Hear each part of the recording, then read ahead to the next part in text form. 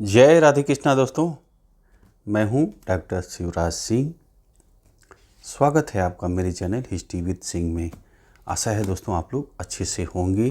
ठीक है, तो दोस्तों ये जो है श्रीमद् भागवत महापुराण का 10वां वीडियो है।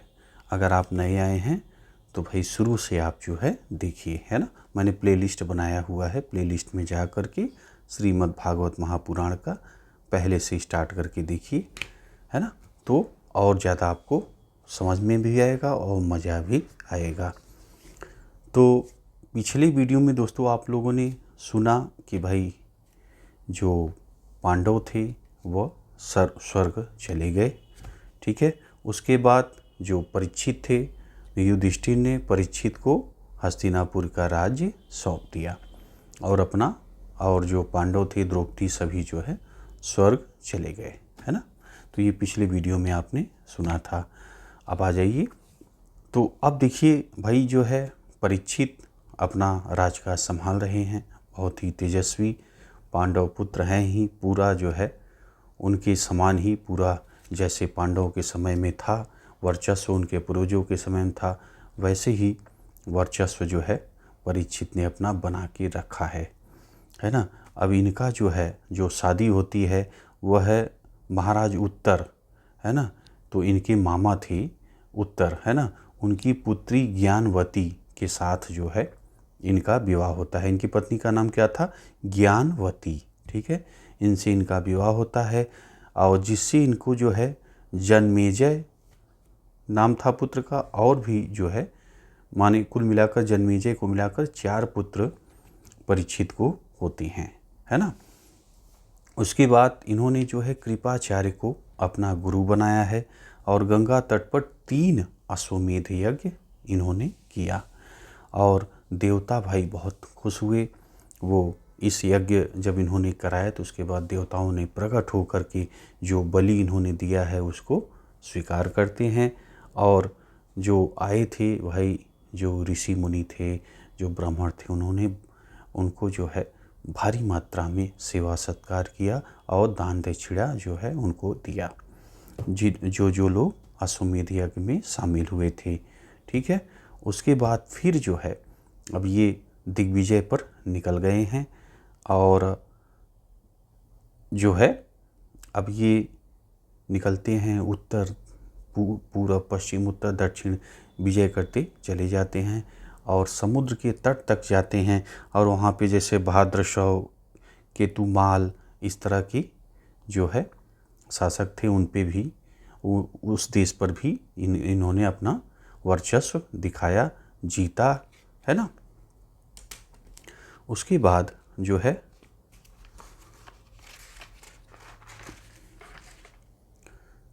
और जहाँ जहाँ ये बढ़ते जाते दोस्तों, तो ये अपने जो पूर्वज थे उनके बारे में स्टोरी, भाई जिस देश में, जैसे मान लीजिए जिस देश से निकले, तो पांडवों का और उनके पूर्वजों का तो बहुत पहले से ही वर्चस्व रहा है।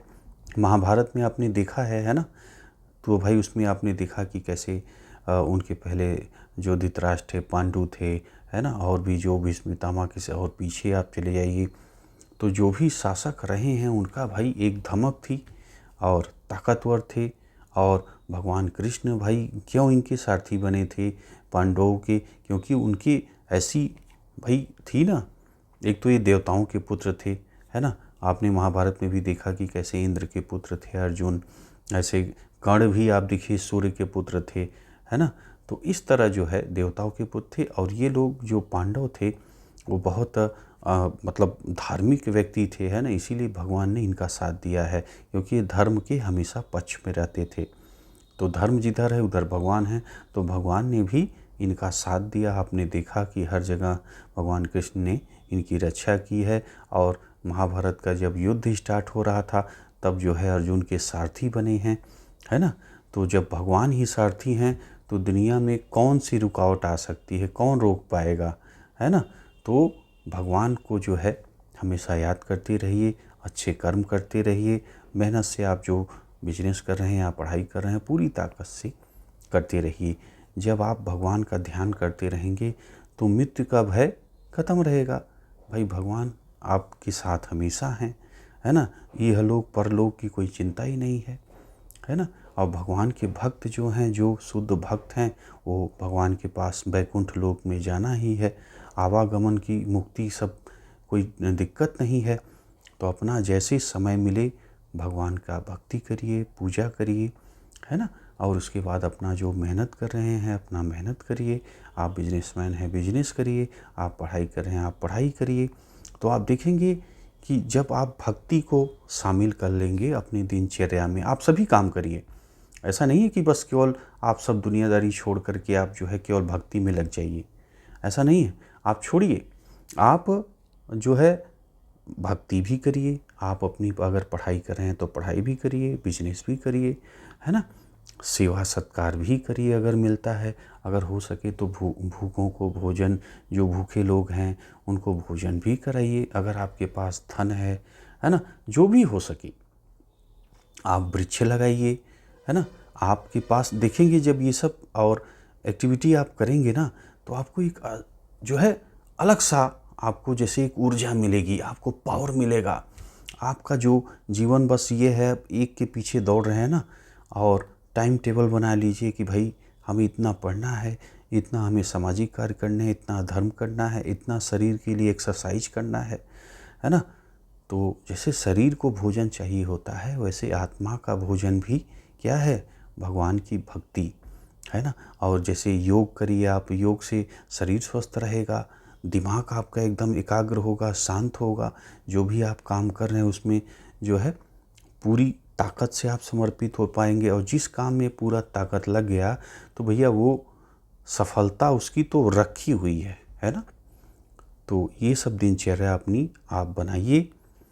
तो आगे देखिए, फिर आगे जैसे भाई बढ़ते हैं, परीक्षित बढ़ते हैं। परीक्षित आप जानते हैं ना, अभिमन्यु के पुत्र। अभिमन्यु कौन था, अर्जुन का पुत्र था, है ना, जो युद्ध में मारा गया था। तो अभिमन्यु का पुत्र जो है परीक्षित हैं, दिग्विजय में निकले हैं। अपना भाई जिस जिस देश से गुजरते हैं वो अपने पूर्वजों की भाई गाथा सुनते रहते हैं। अश्वत्थामा के बारे में उन्होंने सुना कि भाई वो जब गर्भ में थे तो वो अपना बाणों ब्रह्मास्त्र चलाया था, उससे जो है बचे, है ना। और इनको भी अनुभूति इस बात की थी। और भाई तो ये जो कथा सुनाते उनको अपना बातचीत करते, मिलते, पुरस्कार देते, खाते पीते अपना बढ़ते चले गए, है ना। और जो है बहुत सारी कहानी भगवान कृष्ण के बारे में भी इन्होंने सुना। तो और उनकी बारे में कि भाई कैसे पांडवों का साथ दिए थे, कैसे सारथी बने थे, सब भी कहानी सुने, है ना। तो अब थोड़ा आगे बढ़ते हैं। तो और ये इनकी एक चीज़ ये भी सुन रखा था इन्होंने जब ये दिग्विजय पे निकले थे कि एक जो है कलयुग का भी प्रवेश हो गया है। ये जब जंगल देश में थे तब कलयुग के बारे में इन्होंने सुना कि भाई ये कलयुग आया है। उसके बारे में इनको जो है भनक लगी थी, कान में भनक लगी थी, है ना। तो ये जो है पढ़ रहे थे और पूरी बड़ी सेना के साथ जो है एक राज्य से दूसरे राज्य, जैसा कि अभी मैंने आपको बताया कि वो चारों दिशाओं में को विजित किए। समुद्र तट तक जो देश थे उनको विजित इन्होंने किया है, ऐसा लिखा है श्रीमद् भागवत पुराण में, है ना। तो अब जो है ये आगे बढ़ते हैं। तो एक स्थान सरस्वती नदी के किनारे जो है एक विचित्र घटना देखते हैं। तो वो देखते हैं कि भाई एक जो है बैल है, उसका तीनों टांग जो है, जो पैर है वो टूट गया है। और उसके बाद एक गाय है जो कि रो रही है। तो ये दूर से जो है, थोड़ा दूर से ये नज़ारा देख रहे हैं। और जो बैल है वो लंगड़ा करके चल रहा है एक पैर के सहारे, और गाय जो है वो जो है रो रही है, जैसे कोई उसका बच्चा खो गया हो उस तरह वो रो रही है। तो बैल जो है, अब आप कहता है अच्छा जो बैल था वो बैल नहीं, वो बैल रूप में धर्म था, है ना। और जो आप गाय देख रहे हैं वो गाय नहीं थी, वो गाय रूप में पृथ्वी थी। पृथ्वी ने गाय का रूप धारण किया था और जो धर्म है वो बैल का रूप धारण किया था। दोनों आपस में बात करते हैं और बैल कहता है जो है आपके जो है ये गाय से, गाय यानी जो पृथ्वी से कहता है, धर्म कहता है पृथ्वी से, यानी जो बने हैं ना, बैल कहता है गाय से। ये आप समझ गए हैं कि इस समय जो रूप धर्म ने धरा है वो बैल का, और जो गाय का रूप धरा है माने पृथ्वी ने गाय का रूप धरा है। ठीक है, तो गाय बैल मैं कहूँगा। तो भाई जो बैल है वो कहता है गाय से कि देखिए जो है इस समय पृथ्वी पे कितना पाप पड़ गया है, माता पिता के बेटे नहीं हो रहे हैं, भाई भाई के नहीं हो रहे हैं, हर जगह जो है अत्याचार पाखंड फैला हुआ है ना। और शूद्र गण जो है शासक हो गए हैं, है ना। देवताओं का यज्ञ से जो भाग मिलता है वो छीना जा रहा है ना। और आने वाला समय आप देखिए कि क्षत्रिय जो है अब अपना कार्य विमुख हो गए हैं, क्षत्रिय ठीक से शासन नहीं कर रहे हैं, व्यसन में पड़े हैं, जो है मद्यपान कर रहे हैं, दारू पी रहे हैं, कर्म नहीं कर रहे हैं अपना, है ना।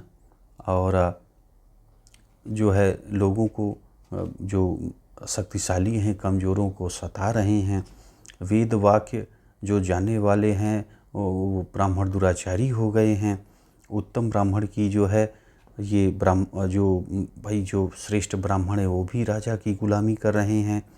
क्या इन्हीं से तुम्हें जो है दुख हो रहा है? ये बैल पूछता है आपका गाय से, है ना। पृथ्वी रूप जो गाय का धारण की है जो गाय है, तो उससे ये बैल कहता है कि भाई ये सब इतना जो पाप पड़ गया है, क्या इसी कारण आप जो है दुखी हैं, आप रो रही हैं?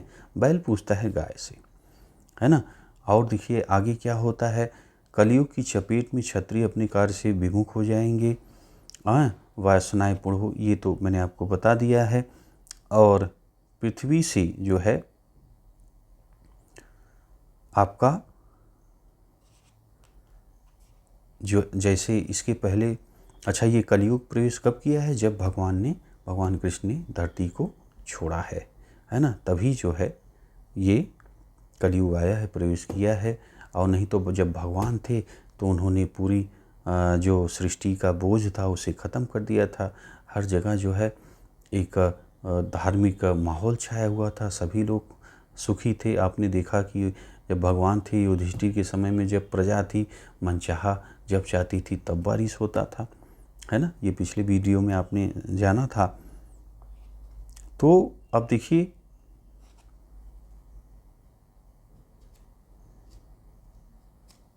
और ये जो बातचीत हो रही है ये हो रहा है आपका सरस्वती नदी के पास ही दोनों खड़े हैं, है ना।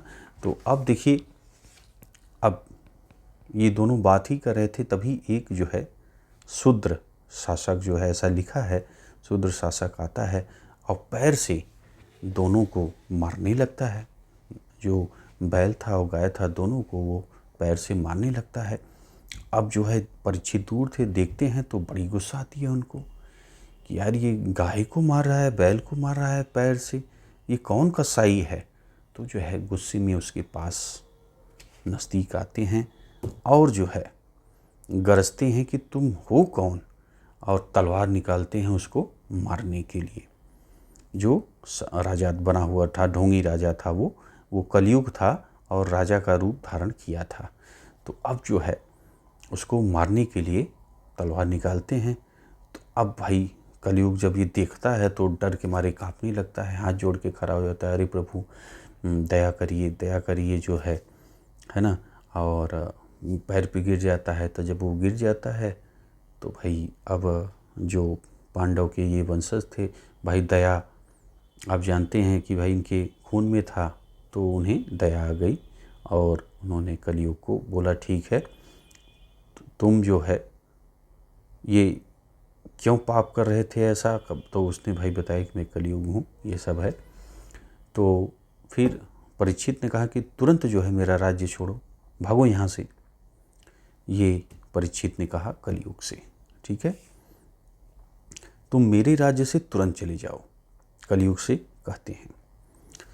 तो और ये जानते हो कि नहीं, परीक्षित कहते हैं कि भाई निरपराध हैं, जो अपराधी नहीं है, और हमारे राज्य में अगर कोई दंड देगा उसे, चाहे वो देवता ही क्यों न हो, उसके हाथों को पूरा उखाड़ देंगे, एकदम काट डालेंगे, एकदम जड़ से काट डालेंगे। अगर कोई जो है जो अपराधी नहीं है उसको अगर कोई दंड देता हुआ मेरे राज्य में दिखा, और देवता तक को नहीं छोड़ेंगे। देखिए ये वचन कहते हैं, आप सोचिए कि कितनी पावरफुल जो है परीक्षित हैं, शक्ति कितनी है उनके पास।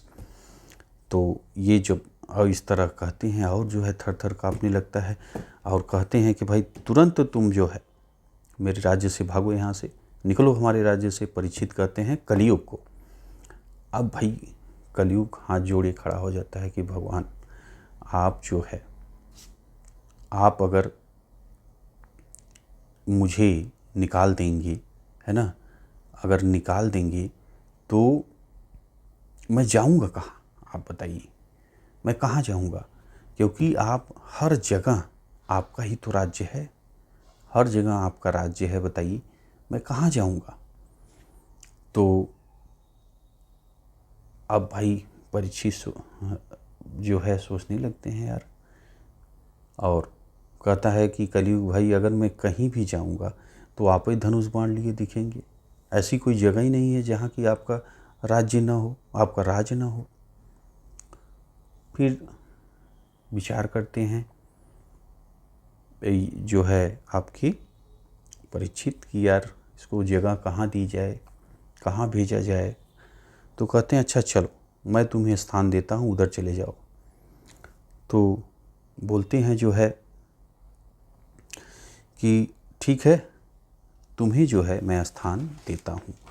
और एक चीज़ और घटना पैर के बारे में, जो अभी बैल के बारे में मैंने बताई, तो बैल लंगड़ा के चल रहा था, है ना, बैल जो है लंगड़ा के चल रहा था, यानी उसको एक ही पैर था।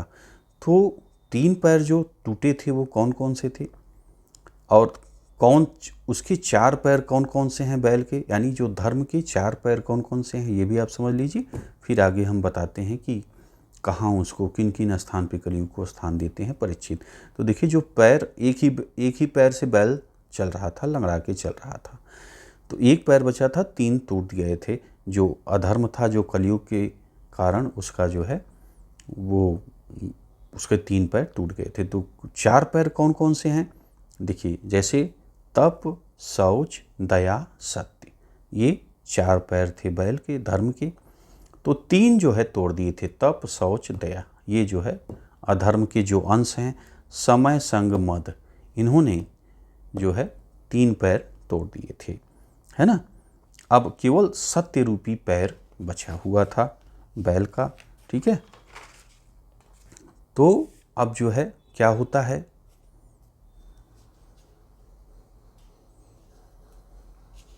अब जो है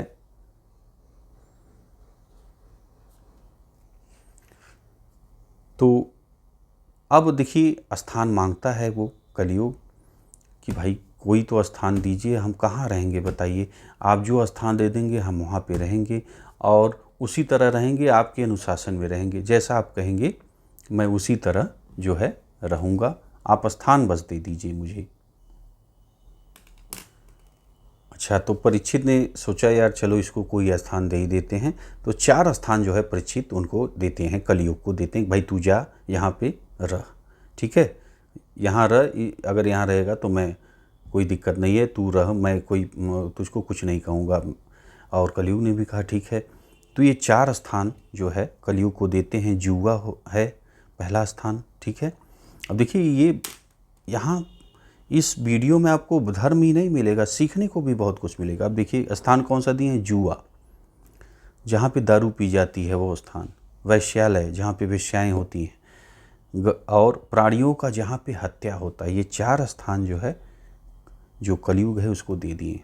अब देखिए ये स्थान आप महसूस करते होंगे कि कितना ख़राब होता है, जहाँ पे जुआ होता है, जहाँ दारू लोग पीते हैं, देखिए कैसा माहौल होता है, एकदम बिल्कुल विचित्र सा, है ना, बिल्कुल निगेटिव चीज़ें वहाँ बहती रहती हैं। वैश्यालय आप देख लो, है ना, कितना ख़राब जो है माहौल होता है। प्राणियों का जहाँ पे वध होता है, जैसे आप देखिए जहाँ पे वध होते हुए जानवरों को आप देखिए वहाँ पे देखिए कितनी जो है कैसा माहौल होता है, कितना खराब माहौल होता है वहाँ का, है ना। क्यों? अब ये स्थान जो है कलयुग का है, वो वहाँ पे वास करता है, उसको जगह है ये, है ना। अब देखिए उसके बाद क्या होता है, उसके बाद देखिए कलयुग और चालाकी लगाता है कि भाई महाराज आप थोड़ा सा एकाक जगह और आप दे दीजिए, ये 4 जगह जो है कम हैं, तो आप जो है एकाक जगह और दे दीजिए, तो भाई मैं गुजार लूँगा यहाँ पे समय जो है। तो भाई परीक्षित जो है दयालु थे, कहे चलो अच्छा जाओ, सोने में एक सोना भी तुम्हें दे देता हूँ कि सोने में भी वास कर लेना, जाओ चलो। तो अब भाई कलयुग का तो मज़ा आ गया कि अब सोने में मुझे जगह मिल गई। अब आप समझ रहे हैं कि सोने में जगह पा गया, यानी अब उसका विस्तार कितना बड़ा हो गया, कहाँ तक फैल गया वो। अब आप समझिए, असत्य, मद, काम, रजोगुण, वैर के स्थान अपने आप प्राप्त हो गए। अब इतने स्थान पे फैल गया जहाँ अगर सोने में प्रवेश किया तो उसके साथ ये तो मिल गए, जहाँ सत्य है, मद है, काम है, रजोगुण है, वैर है, के स्थान अपने आप प्राप्त हो गए, है ना। कि सोना आप समझिए इन जगहों से कनेक्टेड है, ये सब पे जो है जगह इसको मिल गई कलयुग को। कलयुग ने परीक्षित के दिए हुए इन्हीं 5 स्थानों पर भाई अपना डेरा डाल दिया और राजा का आज्ञा पालन करते हुए रहने लगा। ठीक है, तो अब देखिए आत्मा की उन्नति जो है चाहने वाले जो लोग हैं, तो किस तरह की प्रवृत्ति अपनाएं, क्या ध्यान रखें, है ना। तो देखिए भागवत जो कथा है दोस्तों, वो केवल आपको कथा नहीं है, केवल धर्म नहीं है। इसमें जो चीज़ें आपको सिखाई गई हैं, अगर उसको आप जीवन में अपने अपनाते हैं, जैसे मैंने श्रीमद् भागवत जो गीता है उसको भी मैंने बताई है आपको, तो गीता में जो बताई गई है और श्रीमद् भागवत पुराण में जो आपको बताया गया है, जो स्टोरी है, तो इससे जो आप सीख लेंगे और जो अच्छी चीज़ें अभी जो आप सुन रहे हैं उसको जीवन में उतारते हैं, तो आपका जीवन परिवर्तित हो जाएगा, है ना। केवल ऐसा नहीं है कि आप अभी पढ़ रहे हैं, अभी बिजनेस करेंगे, फिर बूढ़े होंगे तब हम धर्म करेंगे, है ना। तो भैया ये अगले पल का पता नहीं कि क्या होगा, तो आप ज़रूरी है कि आप बूढ़े होंगे। और दूसरा फ़ायदा धर्म का ये है कि धर्म आपके जीवन को सही करता है, आपके जीवन से जो कष्ट है उसका अंत करता है। आप जो परेशान हैं अभी उसका अंत करता है। जो अहंकार है, लालच है और जो घृणा है, शत्रुता है, बैर है, ये सबको धर्म ख़त्म करता है। और यही जो है दुख के कारण है आदमी के, इसी से आदमी परेशान है और ये सब का अंत कर देगा ये धर्म। धर्म केवल बूढ़े होने पे तब पढ़ना नहीं है। धर्म आप देखिए अभी गुरुकुल पद्धति में ही देखिए, प्राचीन समय में देखिए, बच्चों को बचपन से ही धर्म धर्म की भी शिक्षा दी जाती थी, है ना। तो धर्म का कोई एज से लेना देना नहीं है। यदि आप धर्म पढ़ते हैं, ठीक है, आपके पास वर्क ज़्यादा है, आपके पास भाई आपके पास समय नहीं है, आप बिजनेस करते हो, आप पढ़ाई करते हो, अब पढ़ाई ही करते हो आप, ठीक है, आप 8 घंटे आप पढ़ाई करते हो, ठीक है, तो कोई बात नहीं, 8 घंटे आप पढ़ाई करते हो, 1 घंटे मात्र धर्म के लिए आप रख लीजिए। उसके बाद और जो है बाकी आप नित्य, और 8 घंटे पर्याप्त होता है पढ़ाई के लिए। भाई 24 घंटे होते हैं, अगर आपने 8 घंटे पढ़ाई कर ली, 8 घंटे अगर आपने पढ़ लिया तो बहुत पढ़ लिया, उससे ज़्यादा ज़रूरत तो नहीं है आपको पढ़ने की। IAS PCS जो भी है बस 8 घंटे में निकल जाएगा। अगर एकाग्रता पूर्वक ध्यान से आप 8 घंटे पढ़ लिए ना तो बहुत है। अब हैं देखिए 24 घंटे, 24 घंटे में 8 घंटे आपने सो लिया, 8 घंटे आपने पढ़ाई कर ली, अभी बचे हैं 8 घंटे। अब 8 घंटे में आप जो है मान लीजिए भोजन भी आपने किया, आपने घूमा टहला भी, खेल कूद भी आपने करी, एक्सरसाइज भी आपने शरीर का किया, भाई एक्सरसाइज भी ज़रूरी है, आपने कसरत भी कर ली, तब भी आपके पास बहुत समय बचा है। तो 1 घंटे आप जो है भक्ति के लिए रख लीजिए। अब उसमें आप जो है चाहे मंदिर में जाइए, पूजा करिए, आप साधु महात्माओं को समय दीजिए, है ना। और चाहे तो आप जो है कीर्तन करिए, भजन करिए, है ना। तो आप देखेंगे कि जब 1 घंटा आप अपने दिनचर्या में ऐड करेंगे भक्ति का भी, और एक्सरसाइज भी ज़रूर करिए, योगा भी ज़रूर करिए, क्योंकि जब तक स्वस्थ शरीर नहीं रहेगा तो स्वस्थ दिमाग नहीं होगा। तो जब आप भक्ति का भी ऐड करेंगे तब आप देखेंगे कि आपका जो विचार है, जो थोड़े बहुत नेगेटिव जा रहे थे, अब वो सकारात्मक हो गए हैं, पॉजिटिव हो गए हैं, है ना। एक नया उत्साह आपके जीवन में आएगा। ठीक, तो ये ध्यान रखिए, ये ऐसा नहीं है कि आप जब बूढ़े होंगे तो धर्म पढ़ेंगे ना। जब आप अभी से धर्म पढ़ेंगे और उसको आप अपने जीवन में अपनाएं, केवल पढ़ के छोड़िए मत, इसको जो है अपने जीवन में अपनाइए, इसके विचारों को अपने जीवन में अपनाइए, लागू करिए, तब असली धर्म का आपको मज़ा आएगा। तब आप देखना, ये जो मैं वीडियो बता रहा हूँ, जो आपको एक तरफ जो मैं वीडियो आपके लिए लाया हूँ, आपको बता रहा हूँ, श्रीमद् भागवत के बारे में, गीता के बारे में मैंने बताया है, इसको आप एक तरफ देखिए, और देखिए नहीं समझ में आए फिर देखिए, 2 बार 3 बार देखिए, उसके बाद चिंतन करिए, मनन करिए, तब इसका जो है असली रस आपको प्राप्त होगा, है ना। क्योंकि ये देखिए, ये सब भगवान, मैं खुद क्या बड़े बड़े महात्मा योगी भगवान की माया को नहीं समझ पाए हैं। मैं तो एक तुच्छ प्राणी, मैं आप समझिए मेरे पास क्या नॉलेज है, बस जो मैं पढ़ रहा हूँ, बस मैं थोड़ा सा ये जो किताब की जो ज्ञान है मैं आपके पास पहुँचाने जा रहा हूँ। न तो मेरे पास अनुभव है, न तो भाई मैं बहुत बड़ा विद्वान हूँ, न तो मैं बहुत बड़ा ऋषि मुनि हूँ, न तो अनुभव है, कुछ नहीं मेरे पास। बस जो किताबें हैं में लिखा है, जो मैंने सुना है, जो साधु महात्माओं से सुना है, वो चीज़ बस मैं आपको ट्रांसफ़र कर रहा हूँ, ठीक है। और बाकी जो ये श्रीमद् भागवत पुराण है, जैसा कि आपने देखा कि भगवान इसमें वास करते हैं, और जहाँ श्रीमद् भागवत कथा कही जाती है वहाँ पे भगवान उपस्थित रहते हैं।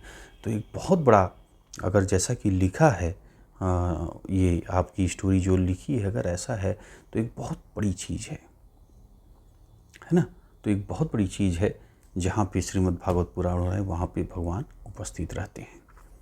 तो भगवान की जो कहानी है, भगवान की जो चीज़ें हैं, वो एक बार में समझ में नहीं आएंगी। इसको आप समझिए, चिंतन करिए, मनन करिए। एक बार वीडियो समझ में नहीं आ रहा है फिर देखिए, है ना। जब आप पूरी तरह इसको समझ के जीवन में लागू करेंगे, तब आप मुझे बताइएगा कि आपने जब तक ये सुना नहीं था और जब तक इसको आपने लागू नहीं किया था, ये जो सारी चीज़ें हैं जो धर्म में लिखी हैं, है ना।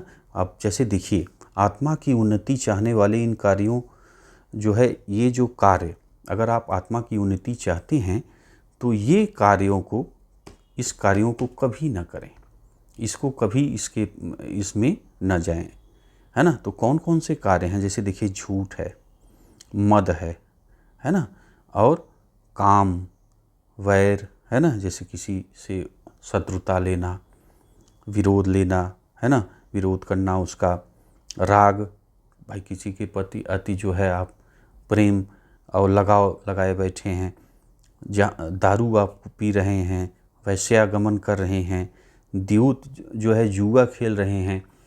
तो अगर आप जो है आत्मा की उन्नति चाहते हैं, अब देखिए ये कितनी अच्छी बात लिखी है, इसको अगर आप लोग जीवन में अगर कोई भी कमी है तो तुरंत निकाल के फेंक दीजिए। आज की वीडियो से ये चीज़ आप सीख लीजिए। इसको जीवन में अगर कोई भी कमियां हैं तो आज ही अभी तुरंत ख़त्म कर दीजिए। कौन कौन से? झूठ नहीं, मद जो है, अब जैसे किसी में आप अति सर्वोत्त वर्जते, ये आप जानते हैं, चाणक्य ने भी कहा है। तो अगर प्रेम सुखी है आप बहुत, तो लेकिन अति में मत जाइए ना, आनंद करिए, जो है उत्साह करिए, लेकिन मध्यम मार्ग। गौतम बुद्ध ने क्या कहा है? मध्यम मार्ग अपनाइए, ठीक है। काम इच्छा भाई ठीक है, आप शादी विवाह होगा, अगर नहीं हुआ है तो होगा, फिर जो है इंद्रिय तृप्ति भी की जाएगी। लेकिन अभी हमारा उद्देश्य क्या है, हमें पढ़ाई करना है, हमें बिजनेस करना है, और शादी ब्याह होगा तो फिर वो भी काम इच्छा की पूर्ति की जाएगी, है ना। किसी से विरोध नहीं करना है, किसी के प्रति मन वचन कर्म से किसी को नुकसान नहीं पहुंचाना है। मन से किसी को मत सोचिए कि भैया उसका जो है नुकसान हो जाए, वो खराब है, मत सोचिए। कर्म से भाई किसी का नुकसान न करिए, हो सके तो भला करिए, भला नहीं कर सकते हैं तो बुरा भी न करिए, ठीक है। वचन से किसी को खराब मत बोलिए, अपशब्द मत बोलिए, है ना। किसी से अति लगाव मत करिए, नहीं तो आप दुखी होंगे जीवन में। जब ज़्यादा लगाव रखेंगे और जब बिछड़ेंगे तो आप नहीं रह पाएंगे, ये भी समस्या है। तो यहाँ भी मध्यम मार्ग, दारू नशा अगर है भी तो तुरंत ख़त्म करिए, आज के आज, अभी के अभी ख़त्म करिए।